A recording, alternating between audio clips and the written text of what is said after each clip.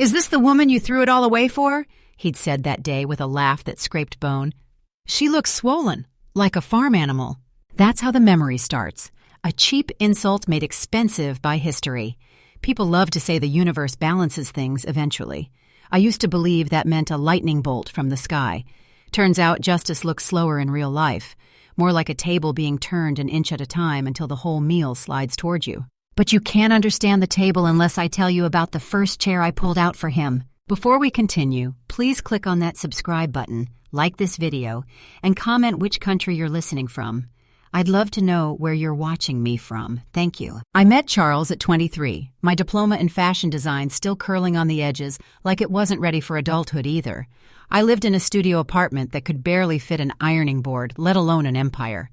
He was 25, sales rep by day, human spotlight by night.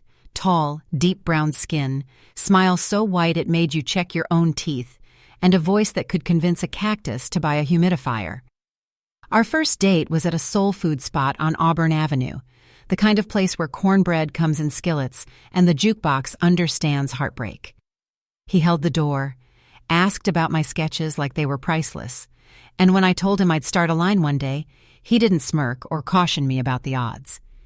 "When you make it," he said, eyes steady, "I'll say I knew you before the world did." Words are magic tricks. You only see the cards you want to see. For 2 years, I watched Charles pull roses from thin air. He remembered my friends' birthdays, charmed my mother, helped my father change a tire like they'd been kin forever. On Sunday afternoons, he'd stretch on my couch, tracing lazy circles on my wrist, and we'd plan a future the way other people window shop, touching everything, counting nothing. 2 sons to guard a baby girl, a house with a yard, me teaching our daughter to stitch darts and hems while he shouted from the sideline of Little League. I could smell the grass. I could hear the cleats on concrete. The day those 2 pink lines appeared, I felt fear, and then something bigger, like a lighthouse lighting up the coastline of my life. I spent 3 days wondering how to tell him. Should I put the test in a gift box? Spell Dad in chocolate chips? In the end, I chose the soft truth on a quiet evening. We were on my couch, a sitcom laughing at itself in the background. "Charles," I said, "I'm pregnant." Silence fell heavy, like the studio lost oxygen. He looked at me the way people look at hurricanes forming on Doppler. "You sure?" I took 3. He exhaled once, sharp. "Okay, we'll figure it out." No congratulations, no forehead kiss, no whooping joy that could carry me through nausea and stretch marks. Just a spreadsheet sentence. "We'll figure it out." Women older than me had warned me about that sentence, but I thought my fairy tale was wearing armor. I told myself shock needs time, that he'd catch up to me the way he always did. But in the part of me that refuses to lie even when my mouth is trying, I felt something hairline crack. The next week we became weather forecasters of each other. Every word measured, every touch minor, every laugh rationed. He kissed me goodbye with a politeness that made me want to wash my face. So I reached for the lever that still had power. Family. If our parents knew, I reasoned, joy might snowball. What seemed scary would become a celebration. Saturday, I cooked like a bargain with God. Fried chicken, macaroni that could forgive anything, collards slow as prayer, sweet potato pie with the good nutmeg. Charles came early and set forks with a carefulness that felt like apology for something he hadn't decided to say yet. My parents arrived on time, Daddy hugging Charles with a thump to the back, Mama declaring the cornbread holy. For a while, we talked about work and choir rehearsals and who wore what at last Sunday's service. The air felt almost normal. Then I tapped the glass. "We have news." My heart drummed so loud it made the blinds tremble. "We're expecting." I have never seen a human face display that many expressions at once. Mama slid from surprise to math to maybe joy to worry. Daddy's went stone like a courthouse pillar. "Pregnant?" he repeated, testing the weight of it. "Yes, sir." "And y'all getting married when?" I turned to Charles, handing him the baton marked manhood. He stared at the salt shaker like it held answers. We haven't discussed details yet." Daddy's fork hit the plate like a gavel. "Haven't discussed? Son, you had time to discuss everything else. My daughter ain't carrying confusion. She's carrying a child." "Sir," Charles said, voice thin. This is new for us. We're processing." Daddy stood so fast his chair barked against the tile. "Processing is what bankers do with checks. Families decide." He shifted his gaze to me, and the disappointment I found there took the air out of my lungs. "Baby, I raised you to be chosen properly. You got two paths. Bring me a man glad to stand beside you, or bring me your key. I don't sponsor shacking and sorrow under my roof." Mama's eyes shimmered, a warning and a prayer. She didn't contradict Daddy. Respectability is an old religion. People tithe to it even when they can't afford to. After they left, the apartment smelled like good food and something burning that wasn't in the oven. Charles and I sat in the stillness until it grew teeth. Finally, I asked, "What are we going to do?" He rubbed his face. "I don't know. That's not an answer. It's the only honest one I've got. I wish I could say I threw him out that night or threw myself a lifeline sooner. I did what girls raised on rom-coms and church bulletins do. I negotiated with fantasies. I told myself love is patient. I told myself the shock of it would pass. I told myself men are allowed fear as long as they arrive." Meanwhile, my phone rang with Mama tracking updates. Daddy's deadline circling the calendar like a hawk. "Sunday," he said when he called, voice flat. "Bring me a plan, or bring me your things." That week, I watched women at the bus stop hold their bellies like promises and realized how many of us are asked to audition for a role we already occupy. Mother, but make it palatable. I read somewhere that pregnancy is the season when controlling men tighten the screws. Money, time, friends. I didn't yet know the word abuse. I just knew the theater of approval was closing its curtains on me. Sunday came and there was no ring, no speech, no sudden maturity dressed in a suit. There was me on the front steps, 2 suitcases, and 3 trash bags, the kind of heartbreak that doesn't scream so much as hum. Daddy hugged me hard, then stiffened like hugs could be misconstrued as permission. Mama cried quietly and pressed a wad of cash in my palm. "Pray," she whispered, the way black mothers do when love and fear are the same temperature. I called Charles from the car. "I've got nowhere to sleep."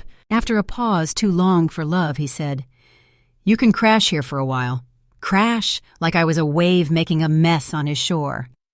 I drove to his 1-bedroom in a complex that looked tired of being second choice. He gave me half a closet and 2 drawers like I was applying for residency. For a week, we were co-workers in a small office, polite and careful. He left for work early and came back smelling of other people's air. I scoured job boards and tried on apartments I couldn't afford. At night, we ate in front of the TV. 2 civilians in a ceasefire, neither of us had the language to end.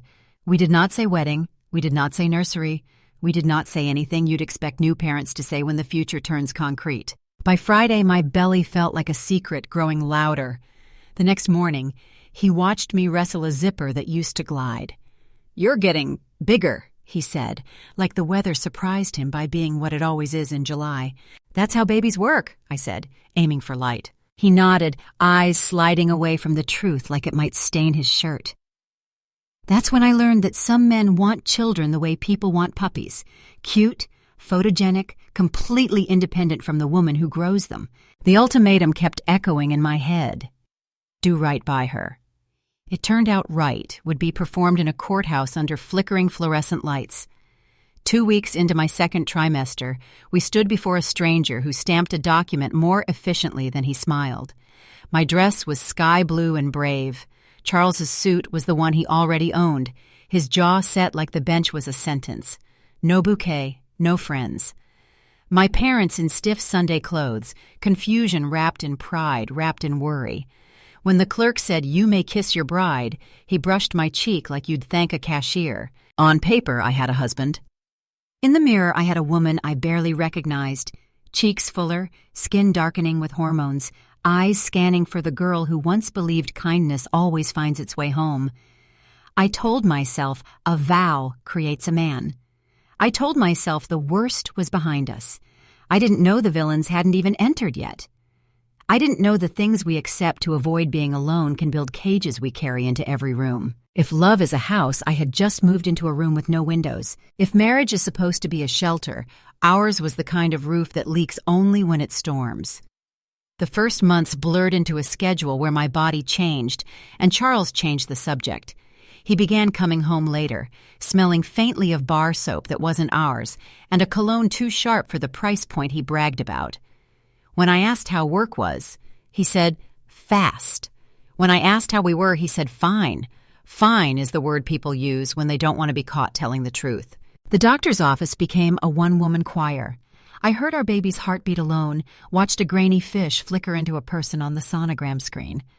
The technician, sweet, older, the kind of woman who calls everyone Sugar, glanced at the empty chair and asked, "Dad couldn't make it?" "Busy," I lied, practicing the soft deception women deploy to spare men from their own reflections. I snapped a picture of the ultrasound and texted it to Charles with a floating heart. He thumbs-upped it like it was a meme. At home, he developed a new hobby, inventorying my body as if it were a warehouse falling out of compliance. "You're really showing now," he observed one morning, the way a landlord observes scuffs on a wall.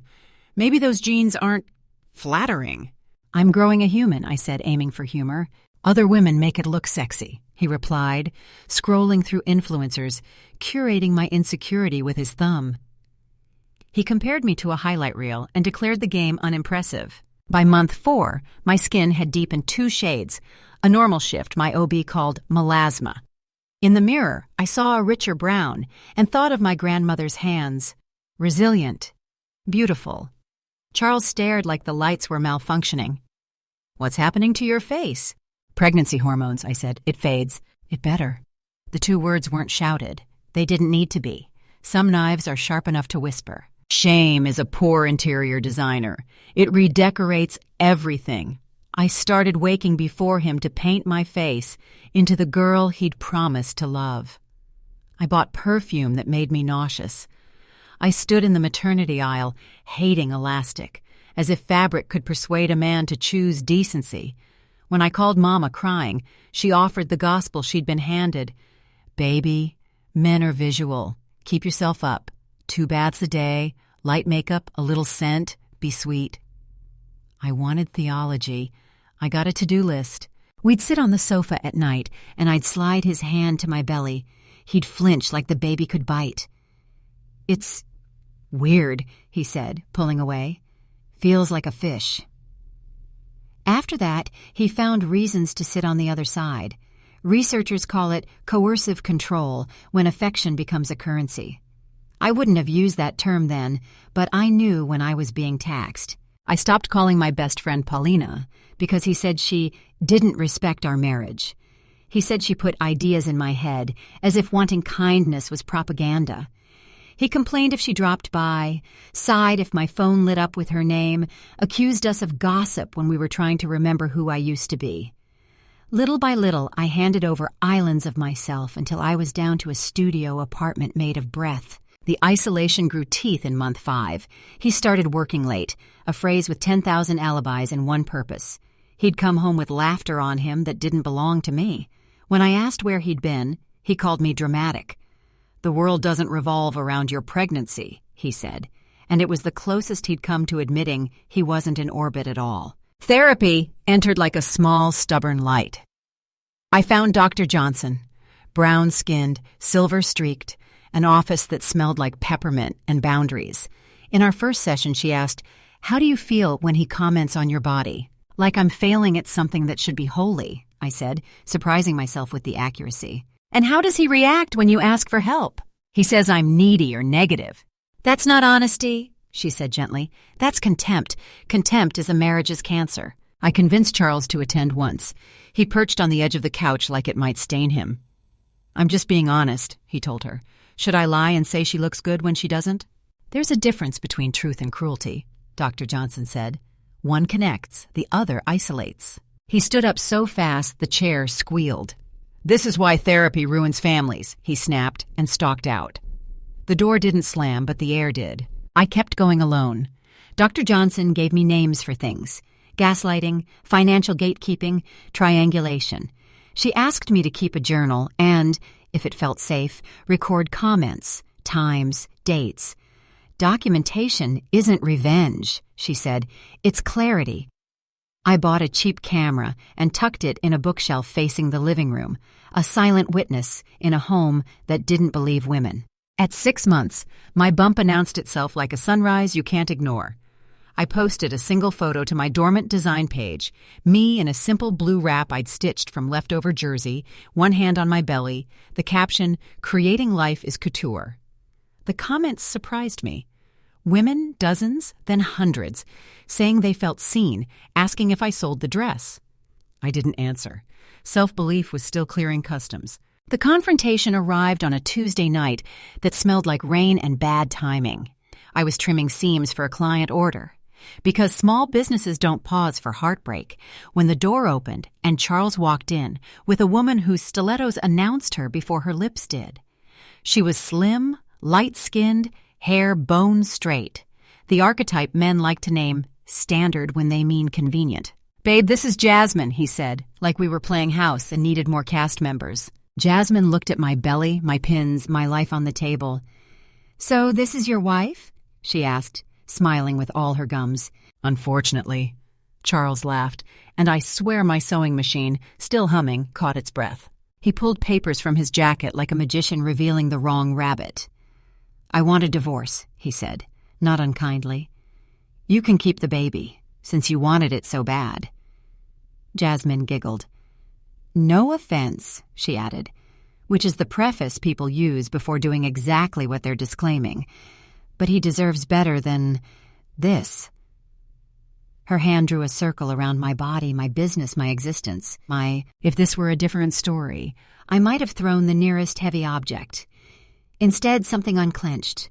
Relief arrived not as fireworks, but as a perfectly drafted seam. "Okay," I said, because sometimes freedom dresses like abandonment. I moved the papers off the fabric to keep them from picking up chalk, then went back to stitching the dress for a woman who'd said, "Your clothes make me feel beautiful again." "That's it?" Jasmine asked, disappointed there would be no scene to feed on.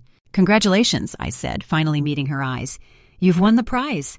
Charles flushed. "You don't even care?" I looked at the camera tucked between books and let it drink the moment. "I cared for months," I said. "Now I choose oxygen." He tried to wound me once more on the way out. "You've really let yourself go." "And you," I replied, "have really let yourself show." I called Paulina. She arrived in 20 minutes with a trunk full of boxes and a face that meant business. "We moving you," she said. No questions, just instruction. She hugged me fast and checked my eyes like a nurse checks pupils after a fall. Then she clocked Jasmine. "Oh, hey, upgrade," she said sweetly.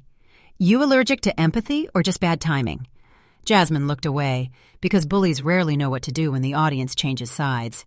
We packed under the camera's quiet blink, clothes, patterns, thread, my grandmother's thimble. I slid the SD card into my bra, like a passport. Charles gave me 30 days. I took 90 minutes. When the last box was taped, I stood in the doorway of the place where love had come to starve and breathed in what was left. "Thank you," I told the room. "You taught me what I'll never accept again." At Paulina's, we made a nest out of her spare room and my resilience. She put on kettles like she was trying to boil the hurt out of me. We sat on the floor with noodles and plans. "We're going to stabilize your business," she said, bossy with affection. "We're going to get you prenatal vitamins that taste like hope. We're going to build a budget that doesn't depend on a man who thinks honesty is a blunt instrument. And we're going to rest," I added, a little stunned by my own voice, because building a human is a full-time job. That night, I slept next to cardboard towers labeled "Future" in black marker.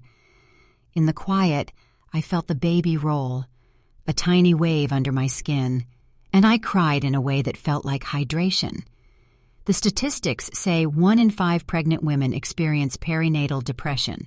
Around here, we call it carrying more than the child.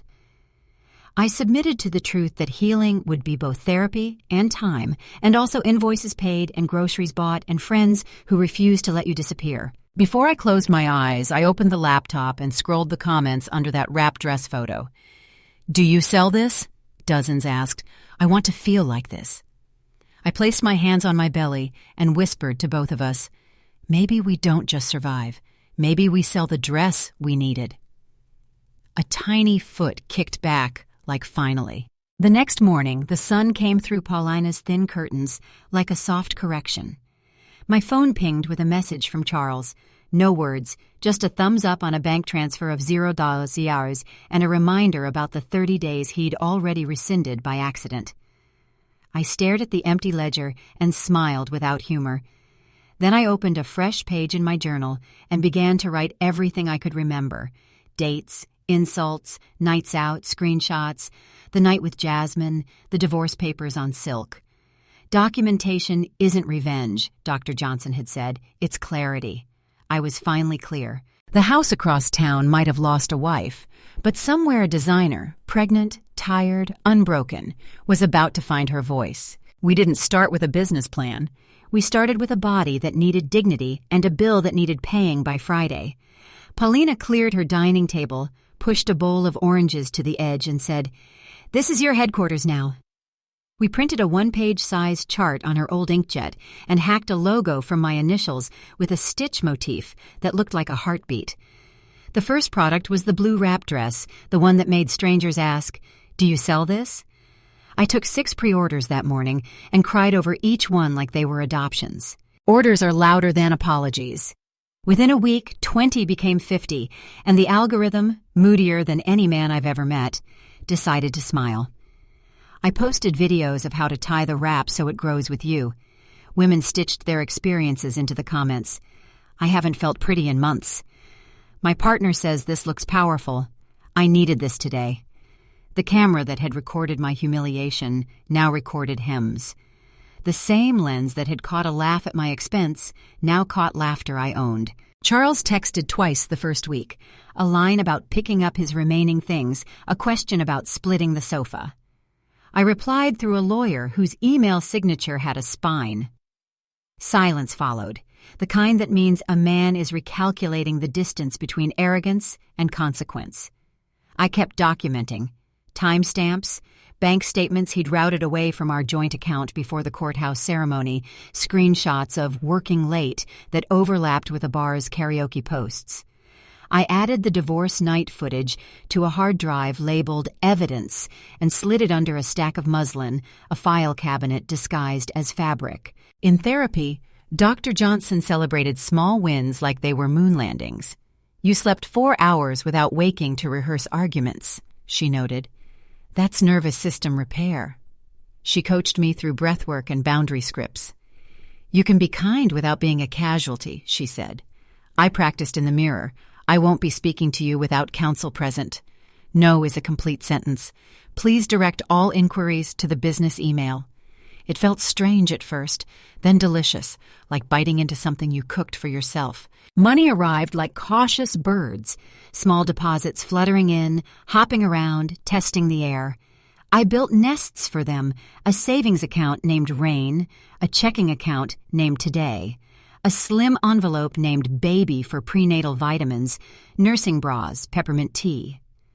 Paulina, who runs on spreadsheets the way saints run on faith, designed a weekly cadence: cut Mondays, sew Tuesdays, fittings Wednesdays, ship Thursdays, rest Fridays if sales allow. Sales rarely allowed, but the idea of Friday as a suggestion made me feel human. The courthouse wedding we'd had months earlier, my blue dress, his old suit, a smile that looked painted on a stranger, rear-ended my memories at odd times. Sometimes in the middle of pressing a seam, I'd see the clerk's pen hesitate over our names. Sometimes, while rinsing pins from a mug, I'd remember the metallic taste of compromise. I forgave the version of me who thought marriage could force a man into manhood. Forgiveness is not forgetfulness. It's closing the ledger and opening a new account. My parents called when word reached them, through cousins who never mind their own news, that I'd left. Mama's voice was the color of worry. Daddy's was the sound of pride on the defensive. "Come home," she said, which I wanted to interpret as compassion, but heard as control. I told her I was safe at Paulina's, that I was working, that the baby and I were fine. Daddy asked if Charles had come to his senses. I told him some senses don't exist in certain men. He quoted scriptures about covenant. I quoted scriptures about fruit. The line went quiet. We agreed to disagree, which is Southern for "we love you, but our shame is loud today." By month 7, I had 3 silhouettes on rotation: wrap, rib knit set, and a column dress with side godettes that swayed like good news. A local magazine asked for an interview with the girl who made pregnancy look like power.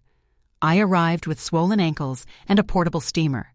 The editor had questions about empire, and I had answers about elastic. They shot me against a white wall, belly out, head high. The cover line read, "The Maternity Revolt." I took a copy to Dr. Johnson, who taped it above her bookcase like a diploma. Charles's reaction landed not as a conversation, but as a shift in weather. He stopped the polite texts and started the Cold War tactics, a complaint about joint property, a subtle smear in a group chat we used to share with his family, an Instagram story with a caption about some people not built for marriage, a photo of Jasmine's manicured hand on his steering wheel. My lawyer, a woman with posture like a lighthouse, kept filing and forwarding. "Continue documenting," she said. "Silence is our ally." I grieved what I thought I'd built and sowed what I was actually building. At 36 weeks, my water broke over a bolt of cream ponte. Paulina gaped, then laughed, then grabbed towels with the calm competence of an auntie who has seen some things. The ride to the hospital was a slalom of breath and curse words, both holy in their correctness. Dr. Martinez, who carried her confidence like a stethoscope, glanced at the monitor, at me, at the monitor again. "You ready for a plot twist?" she asked. I wasn't, but labor is not a suggestion box. "Twins," she grinned. "Hidden back to back. Your body's been moonlighting." 2 boys arrived, like brothers who had already been arguing in the womb. David first, a fierce shriek, fists up. Daniel second, a quieter cry, eyes roaming like a philosopher. Their skin was my grandmother's brown, their hair curled like exclamation points. I counted fingers and toes, and then counted my blessings until numbers turned to fog. Paulina cried the way best friends cry when the universe hands them proof that they were right to believe. We took a photo, me wrecked and radiant, her mascara defiant, 2 tiny faces like punctuation marks at the end of a long sentence. Charles did not call. Mama did, to say labor is the consequence of transgression and also the gift of God, which is a strange algebra to offer a woman holding stitches. I told her I was naming the boys David and Daniel because beloved and because judgment belongs to God, not to people who confuse tradition with tenderness. She didn't answer. I closed my eyes and placed the phone on the rolling tray like another instrument not needed today. Newborn weeks are a blur of milk and moonlight. I learned to swaddle like a professional and to cry like a person. I taped shipping labels at 3 a.m. while David slept on my chest and Daniel protested the concept of night. Paulina became an assembly line. She answered DMs, steamed returns, fed me spoonfuls of stew between seams. "Eat," she said. "You can't pour from an empty woman." We turned her living room into a fulfillment center lit by cartoons and a ring light. Customers forgave delays with the kindness only mothers perfect. They sent photos in the dresses with captions like, "I remembered myself today." At 8 weeks postpartum, I signed the lease on a tiny studio 2 blocks from Paulina's, the old barber shop with checkerboard floors and windows that remembered sunlight. We painted the walls a tender cream, hung racks like ribs, installed a mirror salvaged from a hotel remodel. I placed the camera above the door, not out of paranoia, but out of practice. The first day open, a line formed that looked like community theater. Nurses, teachers, a postal worker who had delivered our returns and decided to return as a client. They brought stories with their measurements, tips with their thanks, courage with their cash. That afternoon, a DM popped up from a local paper. "We're doing a piece on small businesses led by Black women. Can we feature you?" They asked about margins, but I talked about meaning. I said, "There's a lie that says women must shrink to be loved." I said, "We're done auditioning for Grace that already has our names on it." I said, "The dress is a sermon." They printed all of it, even the part where I called shame a cheap fragrance. My parents asked to visit. I laid ground rules like a runway. No commentary about marriage, no backhanded theology, no rewriting history while holding grandbabies. They arrived with a casserole and eyes that had been up all night wrestling judgment. Daddy held David as if the boy were made of court orders and miracles. Mama traced Daniel's ear with a finger and whispered, "He looks like you did it 2 months." They cried. So did I. Forgiveness doesn't always mean proximity, but sometimes proximity helps forgiveness do its job. We agreed to a slow truce. Weekly visits, no sermons, more soup. Success is a stubborn tide. Within 6 months, the maternity line paid for its own shelves and then some. I hired a seamstress who sewed like a prayer and a college kid who captioned like a poet. We shipped to 3 states, then 12, then all 50. A retailer called. A doula collective asked for a partnership. The hospital where I delivered requested gowns that didn't erase the woman wearing them. I stood in the studio one night after close, lights off, the city humming, and thought, this is what rising feels like. Less like an elevator, more like a patient staircase you built yourself. Charles resurfaced as a headline in a corner of my life I hadn't swept. A tagged photo at a rooftop bar, then a subtweet about women who weaponize pregnancy. He filed a motion about property that my lawyers swatted down with receipts, and the benevolent boredom of competence. I didn't answer his bait. Instead, I posted a video tutorial on altering the wrap dress for postpartum bodies. It got 1 million views, most of them from women who needed tutorials for grief as much as for fabric. On the twins' first birthday, we threw a party in the studio with sheet cake and a playlist that kept refusing to be background. Customers turned aunties arrived with balloons and cash-stuffed cards. Paulina hung a banner that read, "More than survived." I wore the original blue wrap, now stained at the hem with a dot of baby food in triumph. We blew out candles together, me, 2 boys, and a room full of witnesses who knew what it meant to keep breathing on purpose. My wish wasn't a secret. May the next chapter be gentler, but if it isn't, may we be stronger. Somewhere across town, I imagined a man scrolling, calculating, rehearsing a return.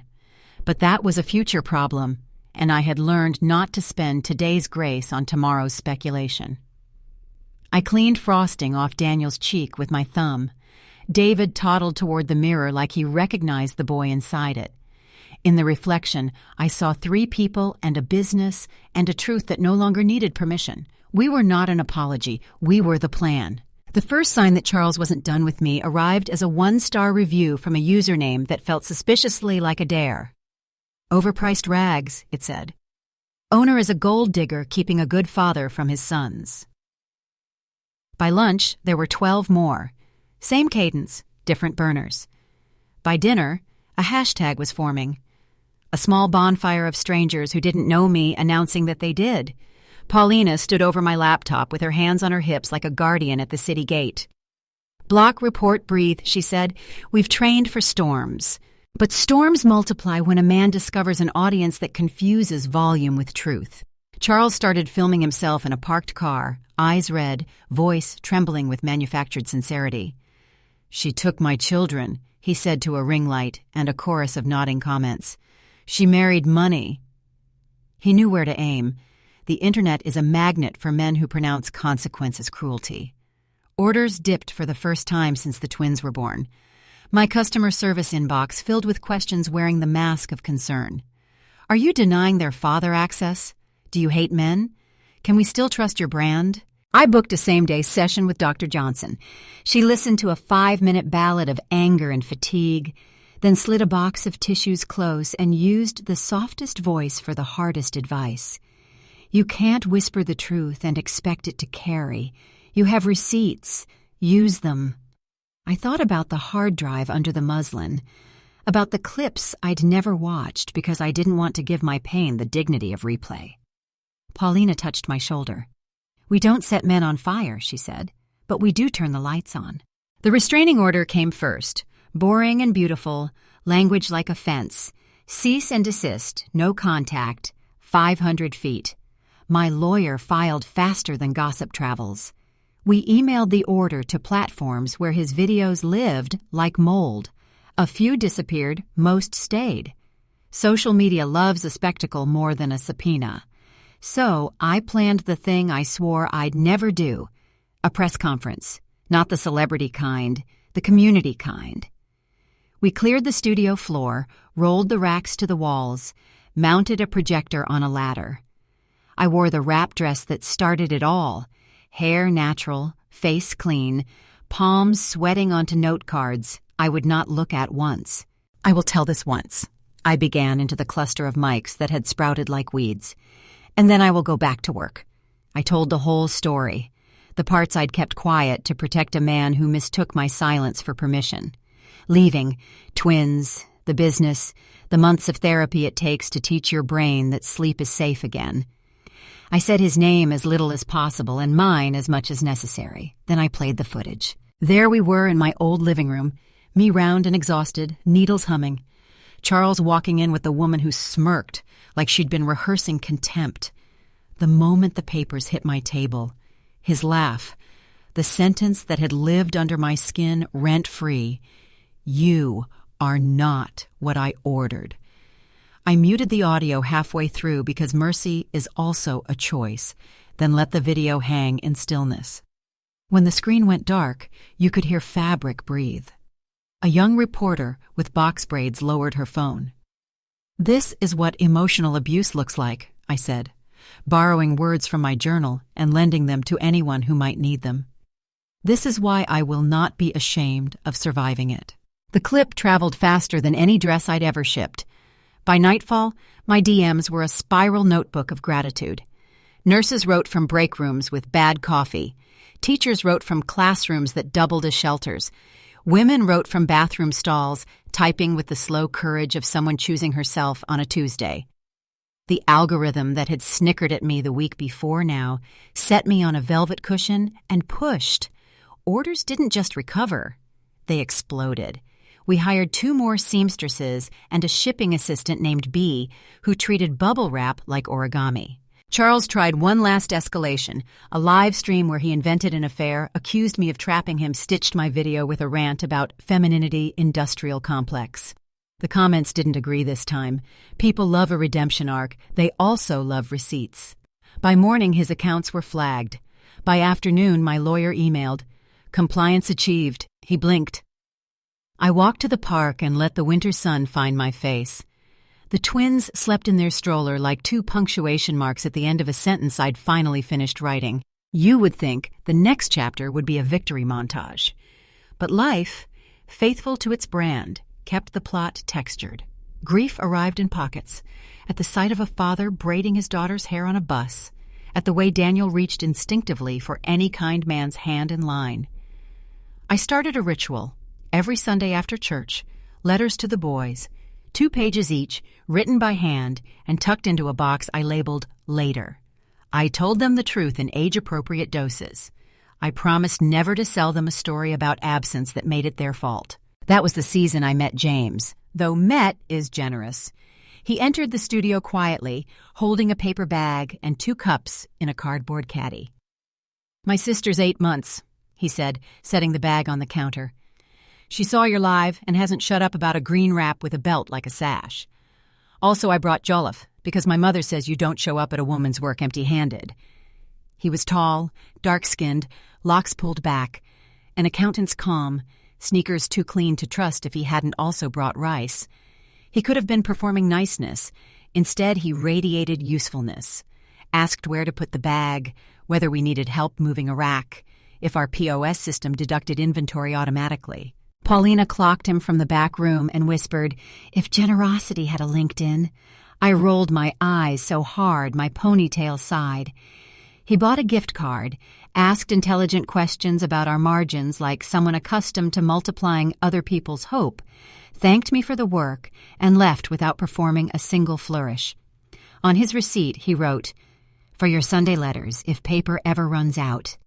It felt like the opposite of a grand gesture, which is to say, it felt safe. That week was a seesaw. Morning fittings punctuated by afternoon interviews. A late-night podcast where I used the phrase financial abuse and watched comments bloom with relief. A city councilwoman's office asking if I'd testify at a hearing about coercive control. I am a designer, I wanted to say. I make space in seams, not in statutes. But the girls who DM'd me from bathroom stalls deserve more than dresses. So I pressed a blazer, wrote bullet points, and told a row of officials that shame loves paperwork's gaps. The hearing aired on local TV. An auntie at the bodega slid me an extra plantain and called me our lawyer, even if you not. The business matured like a child who's had to. We moved from hustle to habit, weekly team meetings with an agenda, inventory tracked in a spreadsheet without tears, a tiny benefit package that made me cry anyway. I put Dr. Johnson's number on a bulletin board labeled resources beside a flyer for a legal clinic and a card for a shelter whose motto reads, "We believe you first." Sometimes customers needed dresses. Sometimes they needed directions to safety. We learned to stitch both. My parents reappeared, careful as deer. "We watched your presentation," Daddy said, finding the syllables as if they might bite. Mama brought pound cake and the apology Southern mothers give without using the word. "We didn't know," she managed, eyes foggy. "We should have asked better questions." I let them hold the boys. I asked them to hold the boundaries. We ate cake in a quiet that didn't hurt. One evening, as I locked up, I noticed a man pacing outside, fists jamming his pockets like he could stuff his panic in there. My stomach buckled, the way bodies remember threats. Then a small voice called, "Mama, swing!" and the pace dissolved into a dad jog toward the park behind the shop. I laughed at myself out loud in the alley. Healing isn't the absence of fear, it's the speed with which you remember you're safe. The next morning brought a certified letter, a brand we now associate with either trouble or mercy. This one was mercy disguised as logistics. The court acknowledging the restraining order, the platform compliance notes, the police report logged. Documentation may be unromantic, but it loves women who refuse to be erased. I filed it in a cabinet Paulina labeled Armor. 2 days later, our follower count jumped by 40,000 in an hour after a midwife stitched our tutorial into her labor class and called me the patron saint of adjustable waistbands. Orders poured in from zip codes I'd never visited. One email subject line read, "You made me feel like a person again." I printed it and taped it above the cutting table. When the team felt tired, I'd point to it and say, that is payroll. He showed up again. Not Charles, the other he, James. This time on behalf of his sister, who had labored safely in the green wrap with the sash and wanted a robe for postpartum photos that didn't make her look like a patient. He carried a car seat in one arm with the gentle competence of a man who understands fragile cargo, balanced a tray of meat pies in the other like an offering. He didn't ask for a discount. He did ask if our merchant account had decent fees. "I help small shops not bleed on swipe," he said, handing me a card that did not scream wealth, just spoke fluently in help. After he left, Paulina leaned in the doorway, grinning like a plot twist. "So?" she asked. "So what?" I lied. "So your nervous system didn't flinch," she said. "That's not nothing." That night, after the twins finally surrendered to sleep and the house quieted into the kind of silence that doesn't make you jump, I opened the hard drive one more time, not to punish myself, to archive the past properly. I dragged the folder labeled Evidence into another labeled History and made a copy for my lawyer. Then I opened a blank document titled Future and wrote the first sentence like a prayer. We will build something that outlives the worst thing that happened to us. The inbox pinged. A national morning show wanted me for a segment. I closed the laptop instead and went to stand over David and Daniel, their chests lifting in synchrony, their mouths slack with trust. "We're okay," I whispered into the dark. Then, because joy is a discipline, I whispered it again. Spring arrived with jasmine on the fence and a waiting list that stretched 3 months. We'd outgrown the studio like a child outgrows a favorite coat. Lovingly, inevitably. James found a corner building with brick bones and sunlight that behaved itself. We signed the lease on a Wednesday and handed keys to our crew on Thursday, letting everyone pick a plant for their workstation because growth should be literal too. I hung a gold bell by the door. Every time a dress made a woman sit up straighter, we rang it. Some days, the bell sounded like a choir. We kept our promises scaled to our capacity and our history. The Heat and Hope Fund went citywide with help from a nurse who knew every NICU discharge by name. A sliding-scale legal clinic opened in the back room on Tuesdays, where a volunteer attorney translated paperwork into possibility. and Paulina launched Sister Hours, a weekly drop-in with tea, baby wipes, and the kind of unhurried listening you can't buy. The data geek in James tracked outcomes, rent stabilized, custody secured, restraining orders granted, and made charts that proved kindness isn't just poetry, it's policy. At home, life was smaller and exact, the way good lives are. The twins learned to pour cereal without baptizing the kitchen. We instituted Family Board Thursday, 4 columns on a whiteboard: school, home, joy, help. Everyone claimed a magnet with their initial. David would slide his from joy to help when he saw me flagging. Daniel would place 2 magnets on joy and shout, "Double joy, house rule." On Sundays, James read Proverbs to the boys the way a coach draws plays: practical, repeatable, meant to be lived in traffic. The call came on a gray morning that smelled like rain and fabric softener. "Ma'am," a weary voice said, "we have a patient listed you as emergency contact." I knew before she said his name. The hospital room held the hush of machines that do their best without making promises. Charles looked like a sketch of himself, all angles and apology. He reached for me with eyes that had finally learned humility. "You came." I sat, because some endings deserve witnesses. He asked for forgiveness, and I handed it to him like bread, not because he earned it, but because my sons deserved a mother whose spirit wasn't carrying mold. We spoke plain truths. I didn't donate my peace, and I didn't collect revenge.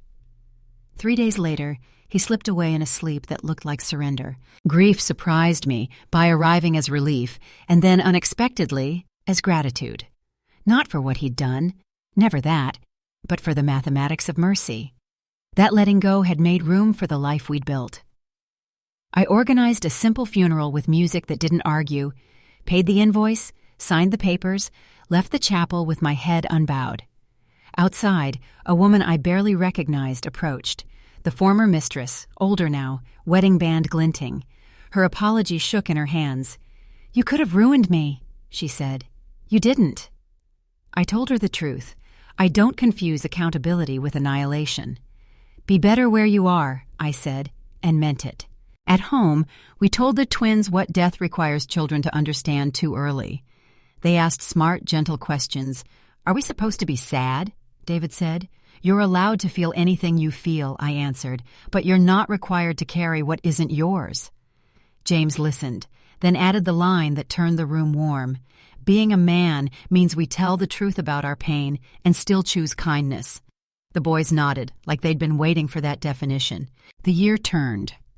My book, a braided thing of dresses and data, survival and systems, hit shelves and, to my shock, lists.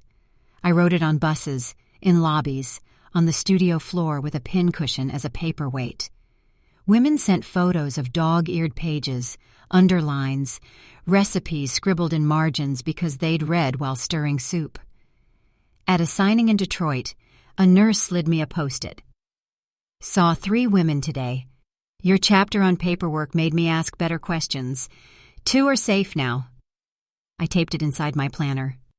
Some metrics are made of breath. The business crossed oceans. A flagship opened in Accra with wax print wraps that sang in color. Legos followed, then a pop-up in Johannesburg staffed entirely by new mothers who set their own schedules and fed babies in the break room without apology. We started a fund named after the aunties who taught us everything for founders building beauty from borrowed kitchens. James negotiated terms that made bankers blink: profit sharing, paid leave, therapy stipends. Return on dignity, he called it, and built the spreadsheet to prove it. One evening, James came home with 2 envelopes and a grin that didn't know how to shrink. The first was legal: adoption finalization. The judge's signature sat there like a blessing in ink. David and Daniel became Johnsons on paper to match their lives. In the second envelope were 2 slim watches with their names engraved. James knelt in our entryway, hands trembling. "If you'll have me forever," he said, because some vows deserve repeats. The boys tackled him and shouted yes until the hall light flickered. I cried the kind of tears that rinse history clean without erasing it. Not every day was a sermon. Some days were shoelaces and missing library books, a supplier delay that threatened a launch, a migraine that laughed at my planner. But the house had learned our names, and we'd learned its hymns. The dishwasher's huff, the twins' thundering, the way James's laugh traveled up the stairs like a promise. On the back porch, we kept 2 chairs that faced a stubborn sycamore. When the world tried to audition catastrophe, we sat, counted the wins nobody claps for, and let quiet remind arrogance that it isn't in charge here. The platform that once threatened to drown us became a river we steered with care. We set boundaries like guardrails. No trauma for clicks, no children's faces without consent, no arguing with people who came for war. We tell stories that pay people back in courage, and I told the team, if a post doesn't do that, it doesn't go up. We grew slower than some, truer than most. Brands called with offers that glittered. We said yes only when glitter had a budget line for community. At a community roundtable, a teenage boy asked me, "How do you forgive a father who never apologized?" I told him the thing Dr. Johnson taught me. Forgiveness is about freeing your future from someone else's past. Trust is a separate spreadsheet. The room exhaled like it had been holding its breath. Afterwards, he slipped me a note that read, "I'm going to study social work. I want to be the person I needed." I folded it and put it with the Post-its and kept both like relics. The city honored us with a day that will never feel normal. I wore a simple black jumpsuit and my grandmother's earrings. The mayor read a proclamation. The choir sang something that felt like a hand on the back. James cried without hiding it. The twins rolled their eyes and then cheered between eye rolls, which is the truest love language of 12-year-olds. I spoke briefly. "Profit is only good if it pays for light," I said. "We plan to keep the lights on." That night, after the congratulations quieted into dishes and bedtime and the rustle of homework papers, I stepped into the studio alone. The gold bell hung still. I placed my palm against the cutting table and felt, inexplicably, the pulse of every woman who had stood here choosing herself. I thought of the me who believed perfume could fix contempt, the me who watched a recording of her own humiliation and decided it would be the last time shame spoke unchallenged, the me who opened the door for love that didn't need an audience. "We made it," I whispered, not as a finish line, but as a mile marker. On our porch swing under a sky that refused to run out of stars, James asked, "What's next?" I smiled the tired, satisfied smile of a woman who finally trusts her calendar. "Tomorrow," I said, "we open the door someone else is knocking on." He kissed my forehead. In the nursery, a nightlight shaped like a moon kept vigil. Down the hall, the twins snored in stereo. Somewhere across town, a bell rang in a kitchen where a heater just kicked back on, paid for by strangers who had learned each other's names. If you're still with me, through the worst rooms and the best tables, through the courtroom and the cutting floor, consider this your invitation. Ask yourself, who needs your steady today? Is it the teenager practicing apologies into a cracked phone, the neighbor whose porch light went out last winter and never came back, the coworker wearing long sleeves in August? Go first, sign the form, make the call, heat the house, hold the boundary, and when your courage feels thin, borrow ours. We've learned that light multiplies in transit. I used to think survival was the point. Now I know survival is the floor.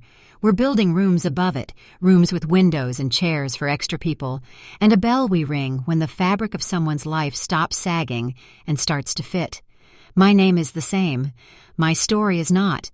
I am the woman who walked through fire and discovered she was made of more than ash.